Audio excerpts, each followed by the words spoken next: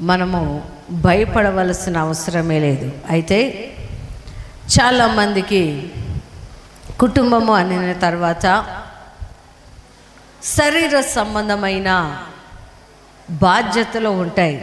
అంటే కుటుంబాన్ని పోషించడం, కుటుంబంలో ఉన్న బిడ్డలకి మంచి చదువు చెప్పించడం, మంచి బట్టలు పెంచడం, అలానే వారికి కావలసిన ఏదైనా కూడా ఆ ఇంటి యజమానుడు ఆధారంగా ఉండి బిడ్డలకి ఏ లోటు లేకుండా చూసుకుంటాడు. అయితే ఇవన్నీ ఒక రకమైన అవసరాలైతే ప్రతి మనిషికి వీటికంటే ముఖ్యమైనది ఏంటంట? రక్షణ, మారు మనస్సు. హల్లెలూయా! ఈ రక్షణ, మారు మనస్సు అనేది ఇంట్లో ఒకరు రక్షింపబడితే ఇంకొకరు రక్షింపబడరు. ఒకరు దేవుని తెలుసుకుంటే ఇంకొకరు దేవుని మీద సంపూర్ణమైన నమ్మకము కానీ విశ్వాసము కానీ ఉంచరు.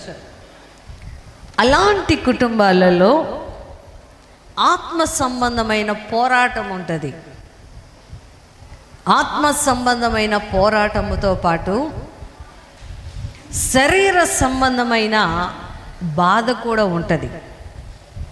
ఎందుకంటే ఎక్కువ స్త్రీలు వారికి ఉన్న బాధలను బట్టి, కన్నీటిని బట్టి మొదటిగా దేవునిని ఆనుకునే వారిలో, దేవుని కనుగొనే వారిలో స్త్రీలే ముందు వరుసలో ఉంటారు.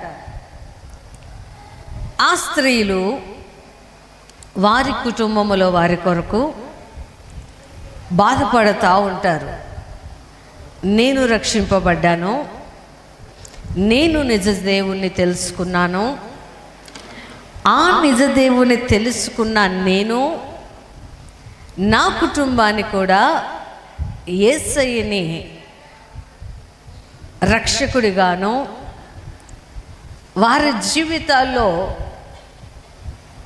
మారు మనస్సు కలుగజేసే దేవుడిగాను వారికి ఎలాగైనా నేను దేవుణ్ణి చూపించాలి అని చాలా ప్రయాసపడుతూ ఉంటారు.